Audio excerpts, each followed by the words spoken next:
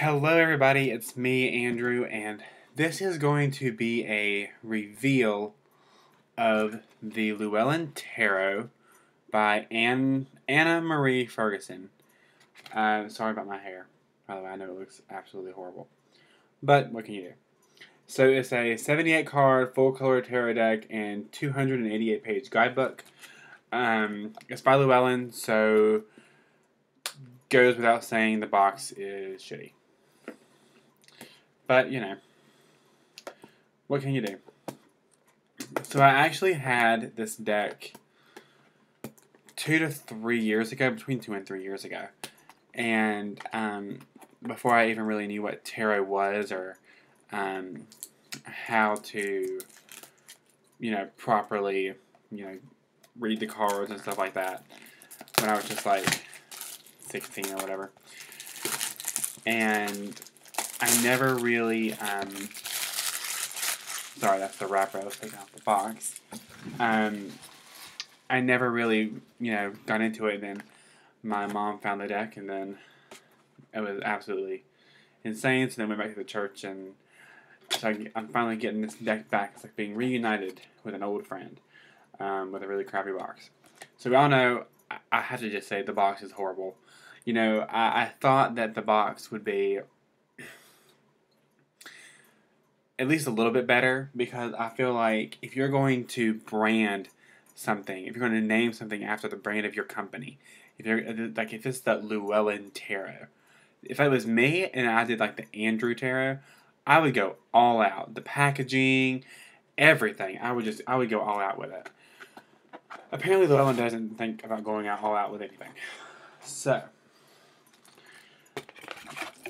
here's the book. Oh wow, that's even worse. So the deck used to come, and I know this now. I knew the box. I thought the box was different. When I first got this deck, the box had a really nice enclosure, and it was a really nice box, and it came with a tarot bag. And now the box doesn't. So Llewellyn's really gone downhill. So I honestly don't know how I feel about him after this, because I'm kind of disappointed right now, because I thought we'd be getting a tarot bag with it, but whatever. So this is the book, 288 pages.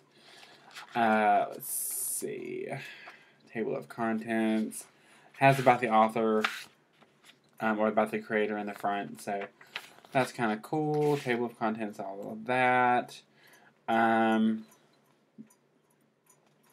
So there's something about this deck. Each of the major iconic cards have a story or character at the top of them.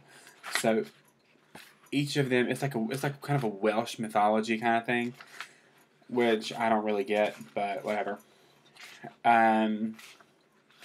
So the beginning of the book, you have the traditional Celtic cross spread, all that kind of stuff. They said they use a signifier, so that's kind of cool. So then, what is this? And then you have a horseshoe spread. It's kind of useful. Let's see. I'm going to give this deck a fighting chance. So I know I've been kind of off the gate, but we'll see. So this is the full. So this is the major. This is what starts the major arcana. You have a representation of the card, a description of the card. And then, okay, so you have the story. And the story on this one is 4 pages. And then it has an upright and reverse meaning, or reverse meaning. So that's pretty much what it is for every major arcana card. And then when you get to the minors, it's pretty much just this. So it has a small representation of the card, the upright, and then reverse meanings. So there's really nothing, it's a beautiful guidebook. It really is. And then it has a glossary in the back of Welsh terms, I guess. There's a pronunciation key. And then an index, which is kind of cool. And then some filler pages in the back. So, I don't know, it's not a bad guidebook. I don't really get the Welsh part of it, why that was something that needed to be put into a tarot deck, but whatever. So I will say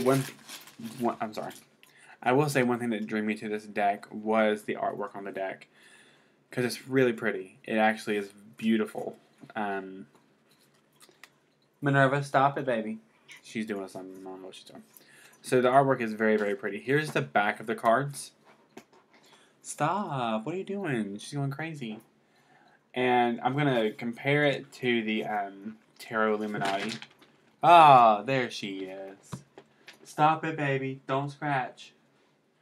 So this is the Tarot Illuminati, and this is the Llewellyn Tarot. So it looks like the Tarot Illuminati is a little bit taller, but the the Llewellyn Tarot is a little bit... Stop it. Stop it. Go over there. Okay. And the Tarot Illuminati is a little bit taller, and the Llewellyn Tarot is a little bit wider. So they're pretty small cards. They're not as big as I thought they would be. So I'm going to show you all of the major Arcana cards, and then we're going to go into the Aces and then the Nine of Cups, and we'll be talking. Oh, what's she doing? These. She's so funny. Okay. So this is it's a very Rider-Waite-Smith themed deck. So it does have a lot of symbolism from the Rider-Waite-Smith system, which I really like. I love the Rider-Waite-Smith system. It's easy for me. So we have the Fool card. So you see you have some pretty significant borders on these cards. So only on the majors. The top has like a character from the story. Then on the bottom you have the number of the card and then the name of the card. So it's not bad. The Magician. I mean, it's a very pretty deck. That's why I think I was really drawn to it, because the artwork is actually really pretty. This is the High Priestess, the Empress, the Emperor, the Hierophant, the Lovers, the Chariot, Strength, the Hermit, the Wheel of Fortune, which is what's on the cover of the box, Justice, love the Hanged Man, Death, Temperance. The Devil has become the Horned One. I don't have a problem with it. The Tower, Star, the Moon, the Sun, Judgment, which I actually really like that this isn't the traditional Rider-Waite symbolism for Judgment. And then we have the Universe, or the World. So the cards are really, really pretty. I really do like them. They feel really good. The cardstock is really good. They're not too slippery, so they're going to shuffle very nicely. I do really like the backs of the cards too. So if you read reversals, the only way you'll know it's reversed is the little red dragon.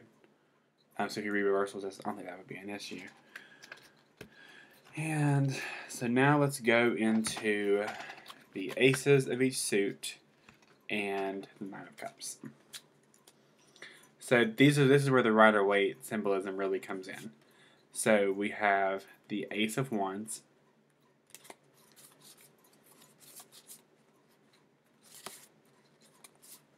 and it is Page, Knight, Queen, and King. She didn't rename those, so that's a plus. We have the Ace of Swords. So it is this is what I like about the Rider-Waite, because especially the minor arcana, is pretty much all the same.